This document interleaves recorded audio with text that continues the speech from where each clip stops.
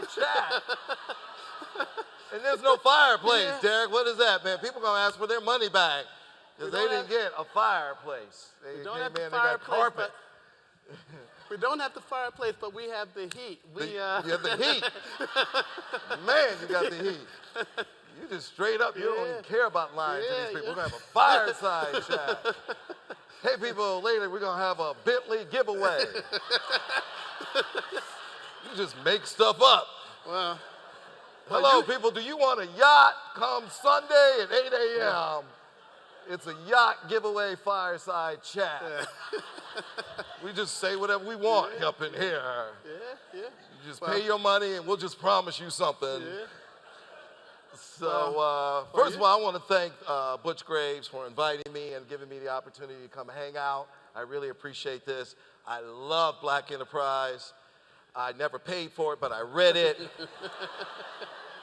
every month, and I felt like since I didn't pay for it, I should come and just, at least I should be here. But every year I said, wow, look at that. Look, who is in the top 100? And I did it every year because I could try and figure out who I could borrow money from, and I just loved it. So Black Enterprise 100, baby. So I'm so happy to be here. Well, this is great to have you. I had the fortune of being at your studios a couple of weeks ago, and you are in perpetual motion. You are, you know, the host, the producer. You are the hype man. You do it all in one shot. And I rap too, so which is great. But it's amazing. You've had a fascinating career. Started from a comedian to now owning the weather. So I want to start at the beginning. First I was an embryo, and I remember that it was warm, I was cuddly, and it was the best time of my life. I'm sorry, go from the beginning. So you share with us your beginnings as a comedian and what led you to going to the business side.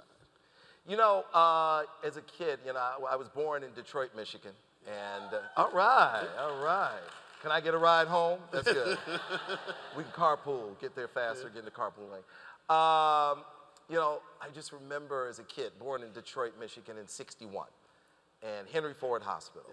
And this is the '60s, and my mother and father would put on these comedy albums. Flip Wilson and Bill Cosby and Red Fox and Richard Pryor and Slappy White. And my dad would roll off the sofa. And I just couldn't stop playing them. And I fell in love with comedy then, at that point. '68 came along, and very turbulent, the riots. And I'll never forget in Detroit, and I was in the middle of the street, playing baseball. And next thing you know, my mother, my grandmother started screaming and hollering, like I've never heard them scream or holler since. And they killed him, they killed him. They killed him, and they killed Martin. And that just changed everything. I looked down the street, immediately, within my mother and grandmother saying that, I was looking down the barrel of a tank. The military had taken over. The troops came in, bayonets, shut the neighborhood down. Bless you. They just shut it down. And they started walking on our lawns. And I was like, oh man, they're walking on our lawns. This is definitely war. And it was shut down. It was curfew, everything lit up like a Christmas tree, burning down, the whole thing. So my mother said, listen, we're gonna go visit some relatives in Los Angeles, my grandfather's sisters. And this is summer of '68. And we went to LA and never went back. So my mother had me 17 days after her 17th birthday. So I tell everybody I have 2 high school diplomas. And she ended up getting into UCLA and going to UCLA and getting her master's degree in cinema TV production. And because she was at UCLA working on her master's degree, she went to NBC and said, can I get a job? And they said no. And she said, okay, can I work here for free? What they really say is, can I be an intern? And they go, well, we don't have an intern program.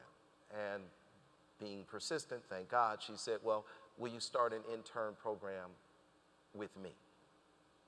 So she took that no and converted it into a yes.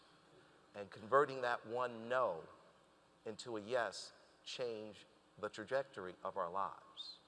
Because they said, yeah, you can be an intern here. So she got on campus at NBC, and they knew she's really bright, really beautiful, and hardworking. And they said, okay, you could be a tour guide. So she gave tours. And I used to go with her to NBC, waiting for her to get off work because we didn't have childcare. I tell my kids, this nanny thing is like new to this family, so don't get too comfortable here, kids.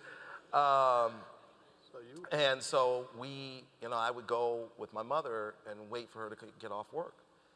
And while I was waiting for her to get off work, I was just sitting around in a studio watching Johnny Carson do The Tonight Show. And then I would go across the hall and watch Red Fox tape Sanford and Son. And then I'd go down the hall and watch Flip Wilson do the Flip Wilson Show. I'm literally watching Flip rehearse with Richard Pryor and do the staging. And then I go down the hall and watch Freddie Prinze do Cheek on Demand, and Brian Gumbel's doing the local news, and Pat Sajak. Brian Gumbel was the sportscaster, and Pat Sajak was the weatherman. Then I go watch him do this new soap opera, not so new now, Days of Our Lives. And this was like 1974. And I was a kid, I was 13 years old, 13. And I thought, what a wonderful way to go through life, making people laugh. And I said, this is what I'm gonna do with my life. I'm gonna make people laugh. I'm gonna have a great time. I wanna bring joy to people, put a smile on their face. And I don't care if I ever get paid. I don't care if I ever make a nickel. That lot was the inspiration. So what was the transition to going into comedy from seeing these iconic performers on that lot? I just said, I'm gonna start. I used to wait for Johnny Carson to pull onto the lot, and he had a parking space number 1. And he used to pull onto the lot at clockwork at 2 o'clock. And he'd pull up in this white Corvette, and he'd get out of his car with a brown paper bag sack. It was his lunch. And I say, hello, Mr. Carson, good to see you today. He says, hello, Byron, good to see you, young man. And because he knew my name, because I was stalking him. I was by his park. and then he'd go, and he'd get back in his car. They would tape the show from 5:30 to 6:30. He was back in his car at 6:45, and he'd drive out to Malibu. And one summer, Gladys Knight and the Pips had a summer show, 6 episodes, and they had a comedian on. And I knocked on his door, and he did his routine on her summer show. And I said, sir, I want to be a comedian. What should I do? And he said, oh, go to the Comedy Store. And I went to the Comedy Store and did my little, I thought the Comedy Store was a place where you went to buy jokes. But so, and they were like, no, you don't buy jokes here. You perform here, you knucklehead. So, and I said, okay. And then I got there Monday was tryout night. And so they said, people line up early, so you need to get here early. So I got there at 9 a.m. and the club opened up at 8. And I sat on the curb until 9 a.m., from 9 a.m. to 8 p. And Mitzi Shore, God bless her soul, she just passed away. She signed me in. She said, how old are you? I said, I'm 14. And she said, okay, you can't be in the club because I could lose my liquor license. You just go stand outside and somebody will come and get you when I'm ready to put you on stage. I said, no problem, ma'am, I'll be right outside. So I would go I'd go there every Monday, every day, get there like at 9 a.m. and just sit there and see if I can get a spot. And I just did that for years. And finally, I just kept getting on. And finally, this guy came to me. He walked up to me, Wayne Klein. Wayne Klein walked up to me. He says, wow, that was funny. Who wrote those jokes? And I said, I did. He goes, you wrote them? I go, yeah. He goes, all right. He goes, that's funny. He goes, let me get your phone number. I know somebody might be interested in working with you. I said, okay, here's my phone number. It was my mom's number. So,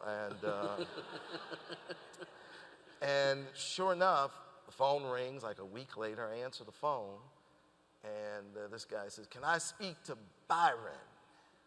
I go, speaking. He goes, oh, okay. He says, my man, Wayne Klein, says you're funny.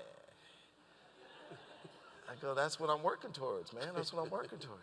He says, all right, this is Jimmy J.J. Walker. Dynamite. Dynamite. And it was 1974 or 75, and he's hotter than the pistol. I mean, Good Times was like #1 at this point. I'm like, JJ Dynamite's on the phone. I'm 14 years old. He goes, well, listen up. He goes, why don't you come over and, write with me and my writing staff. We meet every Tuesday and Thursday night at my apartment, and we write some funny stuff. And I hear you can help write some funny stuff. And I said, yeah. I said, all right, let me ask my mother. And your first agent. And then I heard him, and I knew the moment I said, it's like, that moment where you're like, I shouldn't have said that. Yeah. But then I can't get it back. I can't get it back. But just like maybe he didn't hear it, but let's just kind of play it off. Let's play it off. So, but he heard it, and he said, he kind of put his hand, oh, he has to ask his mother. And then these guys started snickering. And they were like, oh, okay. And then one of them said, well, tell his mother not to worry, we'll have cookies and milk for him. And I thought, who's that knucklehead? I'm not even there, and he's heckling me already. So I asked my mother, and my mother says, okay, yeah, you can go. And my mother took me to Jimmy Walker's apartment, which now looking back on, I don't know what the hell she was thinking. But it was all great, thank God. So she took me to Jimmy's apartment, and I walked in, and there was his writing staff. And sitting there was David Letterman, who had just driven out from Indianapolis in a red pickup truck because he didn't think he was going to make it. And he wanted to be able to get in his car and drive back home. And Jay Leno, who was sleeping in his car. And and Marty Nadler, who went on to write and produce Laverne and Shirley and Happy Days. And Wayne Klein and Jeff Stein and Wayne Dugan, who went on to do Mr. Belvedere. So this is who's sitting in his living room, and we sat, and we're just writing jokes. And Dave and Jay was getting $200 a week, $200 a week. And Jimmy said, look, I'm not going to put you on staff and give you $200 a week. And I went, did that man just say he was not going to put me on staff? I'm like, I'm a gazillionaire at that point. If you give me $200 a week. He goes, well, I'll give you $25 a joke. And so I sold him my first joke. And he gave me a check for $25, and I didn't know what to do with it because I had never seen a check before. And I'm 14 years old. And I had a paper route. Yeah. I was throwing the Herald Examiner, Los Angeles Herald Examiner, Derek, and I had to throw 2 papers to make a penny. I was getting half a penny a paper. I had to throw like 5,000 papers to make $25. So I got that check, and I ran straight to the phone and called the Herald Examiner and said, I'm out. So I'm done. My arm was all messed up. I'm gone, man. We're over. It's over, man. You were out of the Come get the newspaper Sunday paper was killing me. Yeah. Well, it was really killing my mother because I was like, Mom, I can't do this. My mom got up at 3 in the morning with me, and we put the papers in the back of the car, and I'm throwing them out the back of the car. And I had that one little old lady who got mad every day because I didn't get it up on her porch. And she would call my supervisor, and he's like, you didn't get it on Mrs. Anderson's porch. I'm like, well, she's got a dog. She needs to put that dog on a leash. So he gave me $25 a joke, and I still have that check, framed, because what happens, I went to my mother, I go, what is this? She goes, it's a check. I go, no. I said, I thought I was getting $25. She goes, honey, that is $25. She goes, you got to cash it. And then they're going to give you the money. I go, but I don't want to cash it. How is your validation? I want that. That says to me, I have a future in this business. Yeah. And so she said, okay, let's go down the street. I open up my bank account at Bank of America on La Brea. I still have $25, I think, at that Same bank. $25. Same $25. Hopefully I was smart enough to get interest bearing. And and then she said, now go to him and ask him for the check back. And I went to him and I said, hey, I know I got the 25. My mom said, you're gonna get a copy of it, maybe I can get it back. I didn't know how it worked. And I'm not gonna cash it again, I did it once. I was trying, so be assured of that. And he gave it to me and I framed it. And years later, doing the Byron Allen show or Comics Unleashed, I had him on the show and I said, look what hangs on my wall. this was the moment where I knew I could make it in the business, and thank you for giving me the opportunity.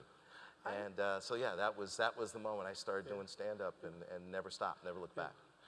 I remember first seeing you on a show called Real People. Real People. A reality show.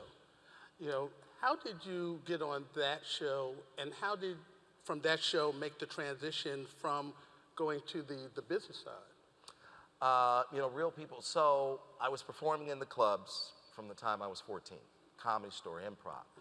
And one night, Jim McCauley, the talent coordinator for Johnny Carson, caught me. And he called me up and he said, you know, I'd like to put you on The Tonight Show with Johnny Carson. And I'm like, whoa. And this is every comedian's dream. This is 1978. And I turned it down. And I was 17, I turned it down. And he said, why? And I said, well, I'm still in high school. And I want to get into USC Film School. And I want to make sure I'm going to get out of high school, because that's not going to go over well with my mother if I don't get out of high school. And I want to get into USC Film School. And for me, it's a marathon, not a sprint. And when I do The Tonight Show, I expect to do well. I expect to get offers. And I want to be able to accept those offers because I have the freedom to accept them because I'm not in high school. And he went, okay. And I ended up being the youngest comedian to do The Tonight Show with Johnny, because I ended up doing it 1 or 2 weeks before I graduated from high school, right? So I checked in, I said, am I gonna graduate? Did I take all the classes? I'm getting out of here? They're like, yeah, you're gonna graduate. I said, okay. I did The Tonight Show. It went well. But I grew up on that set. I mean, that set was like home for me. When Johnny would leave, I would sit in his chair. I would stand on his mark and I would read, because he had all his jokes on a cue card. So you were really... And I would just read all of his jokes. And I just lived in the TV studio and was very comfortable. It was that or go home and watch Gunsmoke and wait for my mother. So I was like, I'll just do this. And I ended up doing The Tonight Show with Johnny. It went really well. And I got quite a few offers. And I remember it was one of those mathematical moments. And they said, well, which one do you want to do? And I said, this one. And they said, this one, why this one? I said, well, mathematically, and I was speaking math at 18, and so much of business and life and just everything, math is involved for me. And I said, there are 3 broadcast networks. At that point, we didn't have Fox, ABC, NBC, CBS. There are only 3 of them. And I said, there's 66 hours of primetime TV. And I said, out of 66 hours, this will be the hour that's different from the other 65 hours of primetime television. And I think that it's different enough where it will stand out, be a top 20 show, stay on the air at least 4 years so I can get through USC. And that's why I want to do the show. And I ended up picking Real People, and it ended up being #1 immediately and changed the face of television and gave birth to reality television, which is why you have Kim Kardashian and Donald Trump today. It was Real People. So that was 79 to 84. Yeah, at 18. But there was an experience at Real People that led you to say that you wanted to go into media ownership. Share that story. Yeah, you know, it was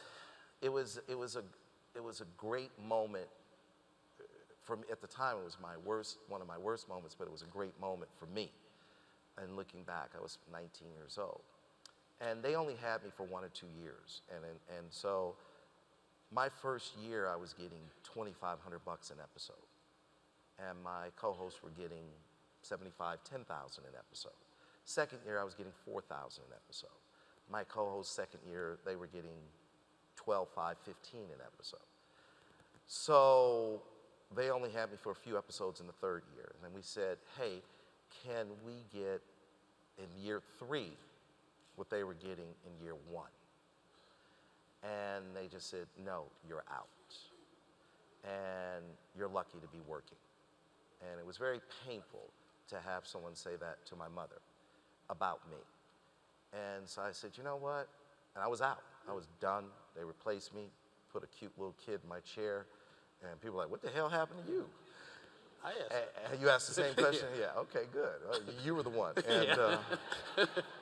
And, and I remember thinking, I'll never be in that position again. I'll never be in the position where someone says, you're only worth this. And so that was the moment. That was the moment. That moment you And established that your was the own moment. value, your own worth. And I was like, no one will ever be able to say to my mother, hey, your son is lucky to be working, and whatever we throw him, he needs to accept it as that's the best he's gonna get. So it was really painful. And then I realized at that moment, it's not show business, it's business show. And I said, I'm not gonna be in show business anymore, I'm gonna be in business show. And so January of 1981, I went to, and it was really cold, I went to New York City, and I went to my first NATP, National Association of Television Programming Executives. And I went there because it was all the people who owned and operated television stations and all the major advertisers, where the business of television is done. And I've gone every year since 1981, every year. I've never missed a year, and this will be my 37th consecutive year this coming January. And so I went, and I said, okay, who's the best in the business? And they said, Al Massini. And I said, Al Massini. I said, okay. I said, where is he? He's like up on the 50th floor. And I went up there, it took forever to get up there. My mom was with me, it took half an hour to get up there. Yeah. And I walked in the room, and he had his back to me because he was selling. He was selling a television show. And he had these general managers, these owners of these television stations hanging on his every word. And he said, look, this is the show, I'm gonna, you know, and he had a pilot where they had interviewed Burt Reynolds on the set of Smokey and the Bandit. Now in '81, he was the biggest movie star in the world, Burt Reynolds. And he said, I'm gonna tape the show at 12:30, I'm gonna do a little editing, and I'm gonna put it on the Bird at 2 o'clock. And they were like, what's the Bird? He said, it's a new technology called satellite. And then he goes, satellite? They didn't even know what it was. He goes, yeah, he goes, I'm gonna buy all of you a satellite dish, and I'm gonna feed you the same show, the same day, and each of you are gonna run the same show that night. And it's an entertainment magazine show. They go, what's the name of it? He said, Entertainment Tonight. And he go, when you gonna put it on? It was January. He said, September. He says, we're just doing entertainment magazine, 30 minutes a night. And he goes, this is the greatest show ever. And I watched him sell that show. And I said, I'm in. And I walked up, introduced myself, and I said, Mr. Massini, nice to meet you. My name is Byron. I understand you're the best in the business. I'd like to learn from you. Where are we gonna have dinner tonight? And he said, I'm having dinner with some clients. I said, save me a seat, please. And he said, oh, we're gonna go to an Italian restaurant, blah, blah, blah. So I watched him sell television shows. And I watched him sell Entertainment Tonight and Star Search and Lifestyles of Rich and Famous and Solid Gold and Runaway with the Rich and Famous. And I learned a lot from him and Dick Robertson, who ran Warner Brothers, and Michael and Roger King, who launched Oprah, Wheel of Fortune, Jeopardy. And I just stuck by their side. And Al Massini ended up becoming like a second father to me. I mean, he was really very close to me. And I was very close to him, literally like a second father. And these guys embraced me and helped me learn the business. They saw the fire in my belly, they saw my commitment, and that was it. I started from my dining room table. Started from my dining room table 25 years ago. And I started calling television stations. And I remember Al Massini, he said to me, he goes, you know, I started my company from my dining room table when I was 33 years old. He goes, you're a baby. And he goes, you should start, and just start where you are. And then I said, you're right, and I hung up the phone. I'd gone out to visit a friend of mine, Dick Robertson. He ran Warner Brothers. And at Warner Brothers, he was doing about $1 billion a year, licensing television shows. And I was out at his beach house in Malibu and sitting on his deck, beautiful home. He's petting his lab, and drinking, mint juleps. This is what rich people do. And we're sitting out there, and Dick just casually said, I gave away that show, HBO Comedy Hour, to a friend of ours, a mutual friend of ours. I go, an HBO Comedy Hour was a once-a-week show where comedians were doing stand-up, and they cleaned up the language and put commercials in. And I go, why did you give away that show? He goes, my salespeople are about to go on the road this summer, and they're gonna go out with the first cycle of Friends. We have 100 episodes of Friends. And he says, I want them to license that show to the TV stations, and I expect them to come back with over $650 million for the first 3.5 years of Friends. And he said, quote, I don't want them out there on the road dicking around with a once-a-week show that only brings in $10 million a year. So I got rid of it. And I just kind of casually got up, went home, and started selling a once-a-week show and started dicking around. So that was the. I was like, gotta go, Dick. Gotta go, baby. Gotta go. Thanks for the mint julep. I gotta go. I gotta go dick around, man. I got to dick around. Yeah. I'm out, baby. Yeah, but you didn't find that process was as easy as he made it out the door. No, it wasn't easy, but at least he gave me that pap. That was the thing, numbers. I mean, like I always say, people who work with me, I say, I don't know, you have to speak to me numerically. Yeah. I don't hear the words. You have to talk to, I always say, look, I don't know if we're having a conversation about $1 or $1 billion. You have to speak to me numerically. When he said 650 million, it's like, whoa, okay. And 10 million, I'm like, okay, that's a business. If he didn't say those numbers, I wouldn't have clicked, right? You gotta speak numerically. So I went home and I started selling the show. And it wasn't easy, right? You're right, Derek. It was very difficult. I started from my dining room table, and I went and interviewed 6 of my funny friends. So I went and interviewed Sinbad, and Robert Townsend, and Paul Rodriguez, and just interviewed my friends. And they were just on the set, walking down the street. And I made this once a week, 1-hour show. And I sat at my dining room table from sunup to sundown, and called all 1,300 commercial television stations in America, and market by market, from market New York #1 to market, 212, Butte, Montana, whatever it is. And I asked them to carry the show for free. 14 minutes of commercial time. I'll keep 7 minutes. You keep 7 minutes. I'll sell my 7 minutes to national advertisers. You sell your 7 minutes to local advertisers, local car dealers, local banks and supermarkets, whatever it is. And I literally got 40 no's from every television station in the country.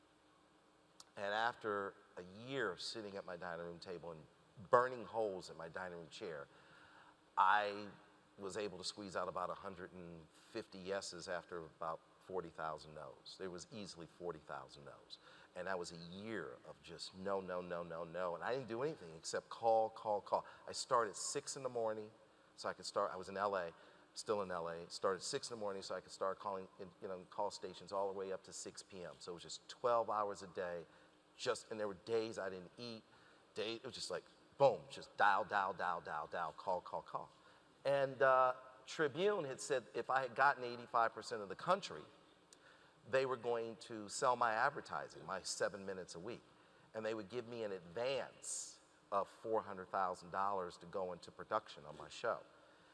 And I finally got to that 90%. I went beyond the 85%. And I just jammed it in. Joe Ahern was my first big clearance. He was a general manager of the ABC affiliate in Chicago, WLS. And this is 92, 93. And he was just a powerhouse because he had given the world Oprah, because he had Oprah on at 9 in the morning and she was doing a 50 share. And they were like, whatever Joe's doing, we want to do it. And when Joe gave me Saturday night at 10:30, because Chicago's on Central Time, I was able to call every television station and say, I know you said no like 40 times, but Joe Ahern just picked me up, and you know Oprah's doing a 60 share, right? And they were like, Joe Ahern picked you up, and then I got all the television stations. And when Tribune said, no, we're not going to sell your time, I just thought, well, I'm not going to go back and tell all these TV stations I'm not going to deliver it, because about 2 weeks earlier, I had an incident with a television station, WHP in Harrisburg, the CBS affiliate. And when I got a sale, my mother would send a one sheet to like a little one-page contract, and the guy would sign it, and then she put it on the clearance list. And I checked the clearance list every day to see which markets were open and who did I have to go after and chase down. And I noticed Harrisburg wasn't showing up on the clearance list. And I called my mom and I said, Mom, how come you're not putting Harrisburg on the clearance list? And she goes and she starts shuffling her papers. And I go, Mom, you have to be, she was on the phone at her place. I said, Mom, you have to be a lot more organized. Come on now, these deals are hard to come by. She goes, I didn't get it. I go, oh God, I got to go call this guy. And so I called him up. I said, hey, Bob, it looks as though my executive assistant has misplaced our paperwork. And he said, no. He said, no, I changed my mind. I'm not doing that deal. I went, whoa, because TV stations don't back out. And I go, what do you mean not doing that deal? He goes, no. He said, yeah. He goes, I had 3 sales guys come in from Paramount Studios. And I gave them the time period. I go, you gave them my time period? He goes, yeah. I go, why? He goes, well, they told me that you were calling me from your dining room table in your underwear, and that the show will never get on the air. And if it did get on the air, it would be on maybe 2 or 3 weeks. That's what he said. So I said, is that right, Bob? Is that right? I said, okay. I said, how many people did they send in from Paramount Studios? He said 3. I said, were they well-dressed? He goes, yeah. I go, yeah. I said, those Paramount guys are really well paid. They have nice suits. They have their initials on the hangers. It's great. They're right. I said, listen up. I said, they're right. They're right about a few things. I am calling you from my dining room table. I am in my underwear. But they are wrong about this, Bob. The show's going to be there. And because of what just happened here, I'm never going to cancel that show. And I want you to tell the boys from Paramount and every studio that ever comes your way and tries to convince you to not depend on me, that they will never, ever, ever be able to say that with any certainty. Yeah. And so I said, and tell them thank you. So that had happened 2 weeks earlier, and then Tribune said, no, we're not going to give you the money to do it. And I went, oh my God, now I got to call all these stations. I said, there's no way I'm going to go forward because of what happened with Paramount. And about 6 years later, I'm on my sales call. We have a sales call every Friday at 6 a.m., much to the chagrin of my staff. I'm the only one who seems to enjoy it. And, and they said, do you remember something happening with WHP and Harrisburg? Well, the general manager said, he goes, yeah, he said he basically screwed you out of the time period, and he gave me the time period. That show now is going into its 26th year. Mm-hmm. And so I immediately knew that I couldn't run up to the wall. I had to run through the wall, and I had to deliver excellence so that they never question who we are, what we will deliver. Yeah.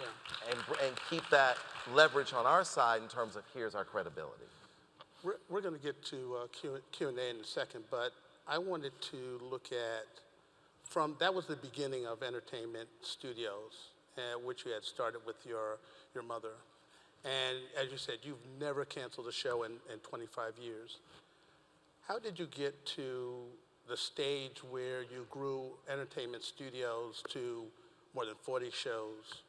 You have 8 HD networks.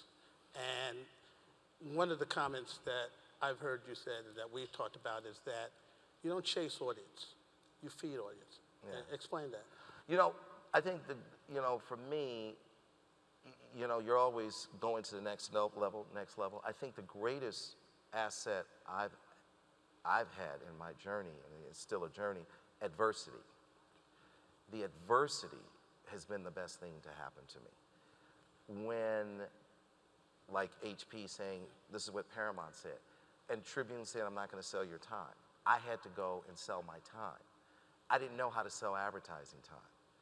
And so I was trying to convince people to buy my advertising time. I didn't know ad agencies, I didn't know advertisers. So I didn't pay my mortgage. I went in and out of foreclosure probably 14 times over a 5-year period. So yeah, my credit was so bad, people didn't want to take my cash. So it was bad. So they were turning off my phone, because this is before we had mobile phones, and I'm calling people from pay phones. I'm like, oh, don't pay any attention to that truck. And there were days I didn't eat, and I had to learn how to sell advertising. And finally, I'll never forget one time, I called AT&T to buy some advertising, and this woman called me up and said, hi, this is AT&T. I'm like, oh, I'm glad you called me back. I said, I can get you into my show if you give me your commercial in time, and we get you on there. She goes, I don't know what you're talking about, but we're going to turn your phone off tomorrow. And if you don't give us a check for $1,000, it's going to cost $2,000 to turn it back on. I go, let me make sure I got this right. I don't have 1,000, but you go, now you're asking for 2,000? How does that work? So I had to learn to sell my time. And I went on the road, and I got to really know all of the chief marketing officers. And I went industry by industry. And first I sold to the movie studios, and then I went to soft drinks and fast foods and pharmaceutical and packaged goods, automotive, and industry by industry. And I looked up and I said, you know what? I have a relationship with every television station in the country, and now I have a relationship with a lot of advertisers. And then I started putting another show on, another. Next thing you know, I had 41 shows. And I just didn't stop, like a shark, like a great black shark. I just never stopped swimming and looking for the kill. And I just kept selling. And I just had this relationship. And I said, now this is not show business, it's business show. I'm direct to the stations, direct with the advertisers. And once you have those relationships, you could put as many shows as you want. I could have 100 shows on if I wanted to. I chose to stop at 41 to move on to launching networks and buying companies. So that was the evolution. It was that adversity that really was the best thing that ever happened. It's like going to the gym. If you don't bench press, you're gonna be the skinny guy. If you start bench pressing 500 every day, you're gonna be the big guy. So that adversity made me bench press. That was my bench pressing every day, and it really helped me a lot. At the time, I didn't appreciate it when my phone was turned off, and I had to time my mortgage. I had a wonderful woman at Bank of America. She's like, honey, your file keeps ending up on my desk. She's like, what's going on? I said, I'm trying to fund this TV show. She goes, yeah, I'm paying for tape, and I'm hiring camera people, and I'm paying for satellite time, and she goes, okay, here's how it works. She goes, I got you up to day 89. She goes, after day 89, it goes to another lady right next to me, and that's day 90. She goes, you don't want to talk to her. She's not nice. She goes, you can, just go up to day 89. So I would play the float with my mortgage so I could pay for the show to get out to the TV stations. And I did. I would run to the bank on day 89 and pay the mortgage. And it was that adversity. It just said, I know that whoever I go up against, they probably haven't gone through what I've gone through, and I have a constitution that's much different than a lot of my competitors. A lot of my competitors, no disrespect, they're temporary hired help. I am an owner who has had to go through it like nobody else has had to go through it, and that was the best blessing I ever got in my life. Yeah. So it's the process of outworking it. Can we please line up? I'm going to start taking questions, and as you ask questions, I'm going to also ask you questions as well. Sure. Let's have the first question, please. So, good morning, Byron. This is Deborah Gray Young. Hey, Deborah Gray Young. Hey, how are you doing? From Deborah Gray Young, from Eugene Morris, one of my first, well, she's not there anymore. Eugene Morris had a wonderful advertiser named Walmart, and she was one of my first media buyers who gave me Walmart so I could pay my phone bill and get my house out of foreclosure. Thank you, Deborah Gray Young. You're more than welcome. So congratulations on the Weather Channel. I want to just switch for a minute. Can you talk a little bit about the Weather Channel deal and if you can, what your vision is for the network now that you are the CEO of it? The Weather Channel was, you know, it was a historic opportunity. A buddy of mine came to me who satellites all of our networks. And we have 7 24-hour HD networks now with the Weather Channel. We have 8.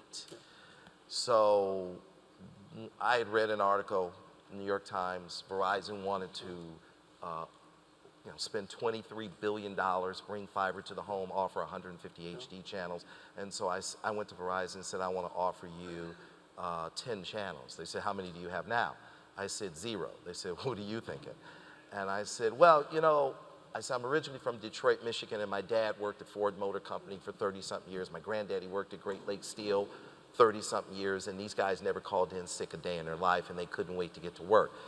And I want to bring that Henry Ford, Detroit automotive sensibility and efficiency to making content. 100 years ago, it was the Industrial Revolution, and today it's the digital revolution. And what fueled the Industrial Revolution was oil and gas. Today it's being fueled by content. So I said I want to really be efficient like Rockefeller. Take it from the ground to the pipe, to the refineries, to the truck, to the gas station, to the gas tank, and make it efficient and affordable. And I really want to be a part of the digital revolution in a way through content. So when he came to me, and so Verizon said, okay, what's your thinking on that? I said, I'm going to, when I send a crew to Concours d'Elegance to shoot the car show, I don't want them to just shoot the car show for our TV network, Cars.tv, which we won an Emmy for. Shoot what's going on with the resorts there for our travel channel. Shoot the chefs there for Recipe.tv. Shoot what's going on with the pet community for Pets.tv. Shoot what's going on with the celebrities. So I said, I want you to shoot everything in the ecosystem so we're more efficient. And they said, you know what, that's brilliant. We're not going to give you 10 networks, we're going to give you 6. And we made history. One single day, we turned on 6 24-hour HD networks. Nobody ever knew it, we just quietly did it. Now, then we ended up turning on our 7th network, Justice Central. We ended up becoming the largest producer of court shows. And we took all these judges, Judge Ross, Judge Hatchett, Judge Maybelline, Judge Karen, Judge Christina Perez, and we said, okay, and you know, now we have 7 networks. But it was not easy to get the distribution. So my friend who runs Encompass, which satellites the networks, he said, you should buy the Weather Channel. I used to work at the Weather Channel. People don't realize how important it is. It's a cash cow, makes hundreds of millions of dollars, great cash flow, EBITDA, blah, blah, blah. And he said, you should buy it. And we took a look at it and we said, you know what, we should buy it. And we closed and I said, it will help. It was really transformative. It's the largest cable network not owned by a conglomerate. It's the first cable network that's general market, that's owned by an African American. And I always said, you know, that, you know, I don't want to play in the Negro leagues. I want to play in the global leagues. And I want, So I wanted to send the message really loud and clear. I'm not in and that's a fine box. I'm not in that box. I'm chasing trillions, not millions. And so I wanted them to know right off the bat, chasing trillions, not millions. Let's do this. And so it's a great network because it's the only network out there that protects and saves lives. The government depends on it, farmers, retail, everybody depends on this network. It's information that's essential to our livelihood. And I thought this is an iconic brand, it's an iconic platform. So I'm not gonna do anything to really change it. We might have a few cute little shows, maybe make you laugh a little bit more, but it's an important asset. And we have it in our portfolio, now it's 8 of them, and it's a part of our strategy to buy other companies and through acquisitions, because we're very acquisitive right now, we will grow our company and we will grow our top line and we will grow our EBITDA. Because once you get to a certain scale and you're making XYZ dollars, you become very attractive to financial institutions. Money becomes cheaper. And so that just was transformative to us. And so that's why we bought it and put it in our portfolio, and you'll see us do more. And it was the same thing with our movie industry. When we put out our first movie, I put out a shark movie. And because I knew they expected me to do something African American. And I said, I'm gonna do that, but I'm not gonna do it as my first because I don't want you to peg me that. And we ended up putting out 47 Meters Down. I bought it off of Bob Weinstein. And the highest grossing in the independent. And it ended up being, Bob Weinstein, who was my neighbor, and we couldn't get the deal done. And I said, Bob, you know, because I'd studied all the movies. I'd studied the numbers of all the movies, and I noticed that a shark movie had never failed. And I said, you know what, I'm gonna make my first movie, a shark movie. And I told my acquisition team, I said, find me a shark movie. They said, well, Bob Weinstein has one. I said, all right, go get it. They go, well, we're trying to buy it. I go, what'd you offer? And they go, $2 million. I go, what'd he do? He hung up on you. What'd you, 2.5? So I said, you know what, he's my neighbor. I'm gonna go and talk to him. And we were out at the beach, and I went up on his deck, and I said, hey, Bob, you got this shark movie, let's get something done. And he goes, you have any money? I go, yeah. He pulled out a chair, he goes, have a seat. And I said, he goes, what are you thinking? I said, I'm thinking $2 million. And he goes, I already told you guys to get out of here with that. I said, well, what do you need, Bob? And Bob said, I need something with a 3 in front of it. I said, well, let's close this at $3. And he said, oh, I forgot, you're a comedian. He said, you gotta put some more zeros on that. I said, all right. I said, if I give you $3 million, are we good, Bob? He said, $3 million. He goes, all right, $3 million. And then I got up to go back down the beach to my house. He goes, wait a minute. He goes, I want some schmuck insurance. I go, schmuck insurance? He goes, yeah. I said, all right, what do you think, Bob? He says, I want some back-end points.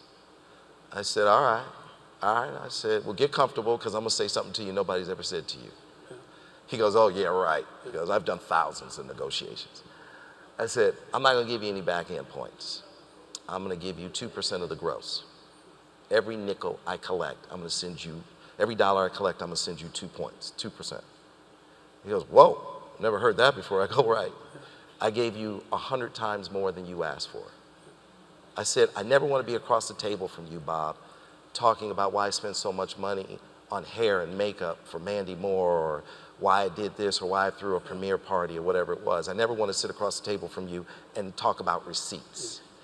I said, I want to have a great relationship with you. I'm going to put out 100 movies over the next 7 years, and you're a great movie producer. And this is a marathon, not a sprint. And you and I are going to work together a long time. And we're not going to get rich off this movie. This is a little bit of money, Bob. We're chasing trillions, not a few million. And he went, whoa. He goes, you're right. I've never heard that before. Boom, shook my hand. He called me every week. I got this for you. I got that for you. Right? You got this, right? You always play the long game. As I go to the next question. I'm going to finish this real quick, right? So Bob called, I'll share because I want to go to So Bob called me up. He goes, you know that movie that I sold you at the beach? He goes, it's on DVD. It's on trucks right now. And we're going to start delivering the DVDs on Saturday, Sunday, and Monday to Best Buy, Target, and Walmart, and it's going to be on the shelves on Tuesday. I need you to wire me the money right now, or we can't turn the trucks around. I'm like, Bob, are you crazy? We literally wired the money with 5 minutes to spare and spent the rest of Friday afternoon turning the trucks around so they wouldn't deliver the DVDs. And then I sat on it for 1 year and waited for the perfect summer date. And it ended up being the biggest independent movie of the year last year. And when my guys came to me, they said, when you want to put it out? I said, I want to put it out June 16th. They're like, what? That's when Paramount puts out all their movies and all the big studios. And I go, yes, I know. I said, I want to step to them. They go, step to them?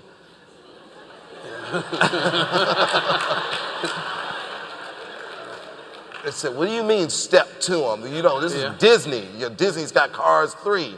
I said, you know, Evander Holyfield happens to be a friend of mine. And I asked Evander one night, we were at his home having Domino's pizza, watching Mike Tyson fight, and he was the next fight with Mike Tyson. And I said, Evander, how you gonna beat Mike Tyson? And he says, stand up, I'll show you. And I had another friend with me, and I said, Scott, stand up, let him show you.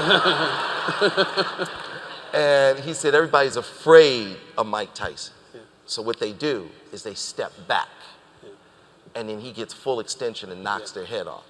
He says, if you want to dominate your competitor, you step to him. Yeah.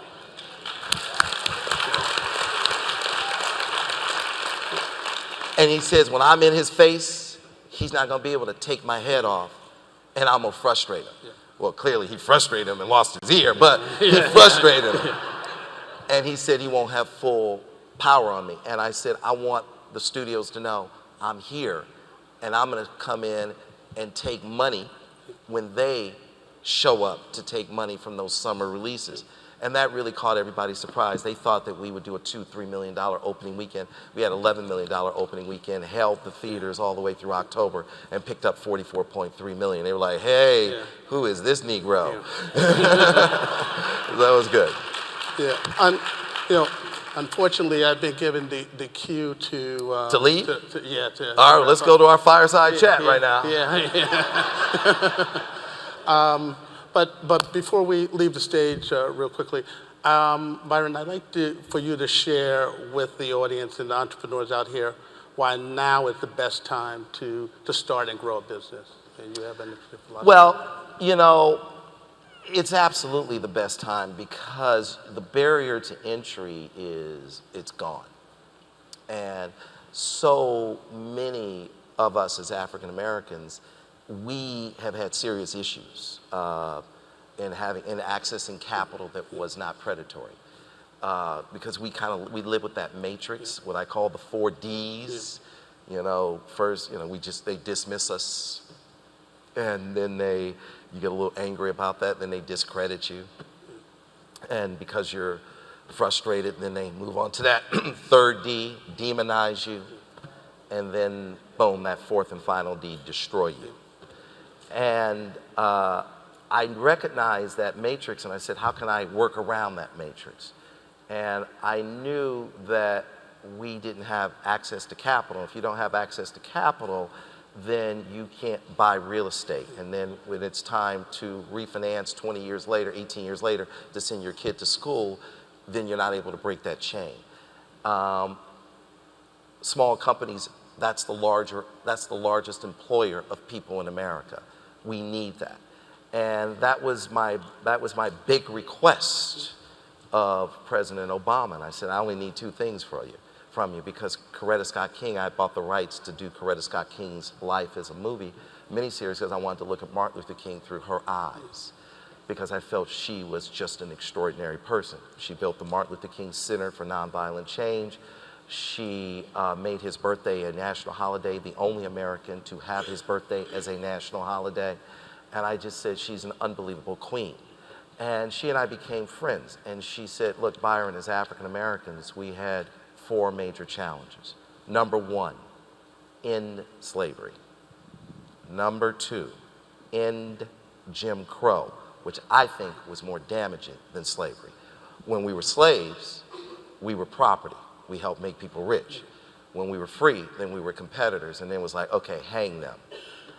And then she said, number 3, achieve civil rights. And then she said, and number 4, and she paused and she kind of choked up.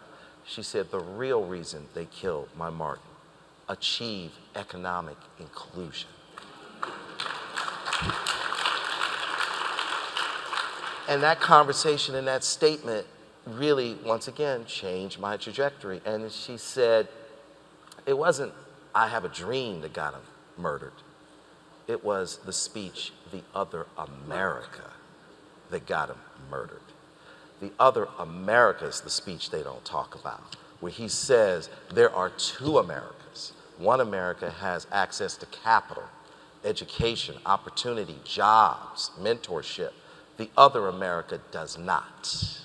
What does it matter if I could sit at the same lunch counter as my white counterpart and I cannot afford the same hamburger? Two Americas will not survive.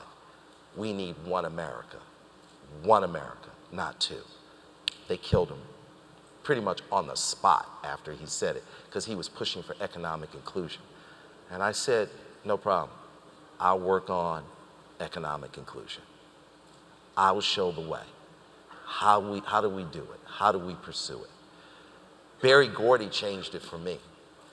When my mother and grandmother put me and my uncle in a car and said, let's go see where all these rich white people live.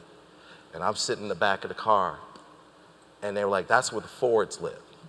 That's where the Dodge brothers live. That's where the Goodyear family live. And they go, and that's where Berry Gordy lives. And I went, what? Because up until that point, I was gonna go to Ford Motor Company with my dad or Great Lakes Steel with my granddaddy.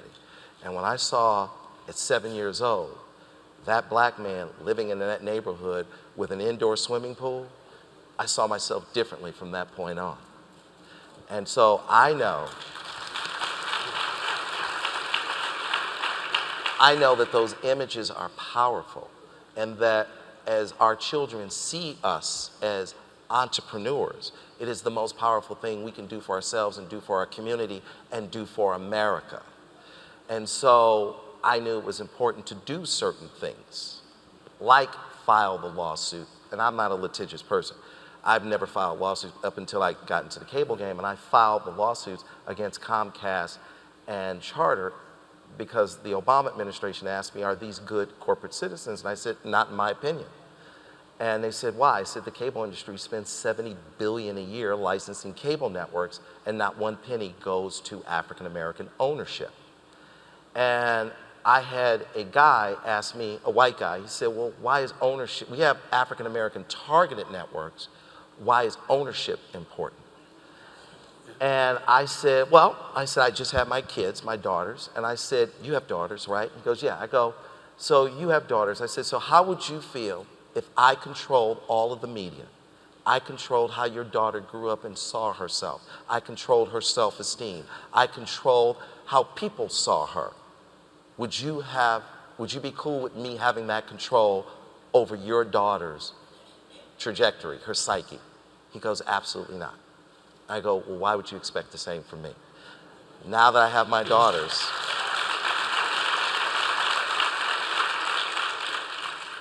I'm not gonna have a seat at the table, I'm gonna take a seat at the table.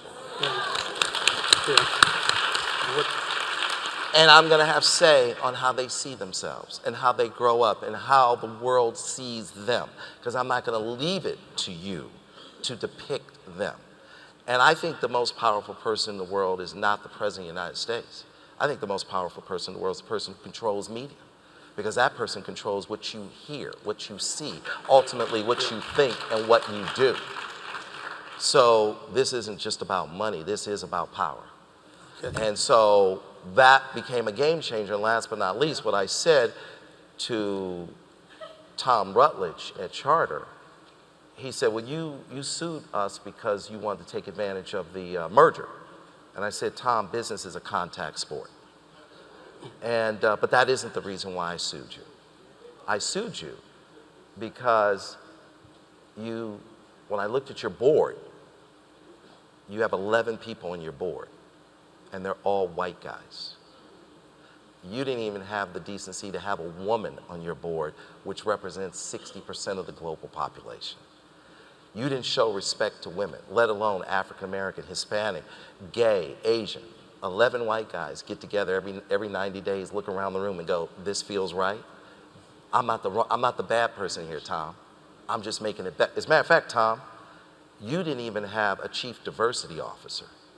You didn't even spend $80,000 a year, put somebody in a closet and pretend like you cared about diversity.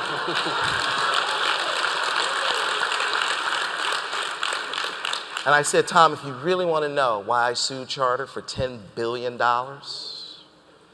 I said, look at the date of my lawsuit and then go look at the date of the newspaper in which you took a photo with Al Sharpton. And in that photo and in that newspaper, you said, with Al Sharpton, you had a memorandum of understanding as to what you were going to be doing with black people. And I said, Tom, who is the white guy who speaks for all white people? Right. And I said, Tom.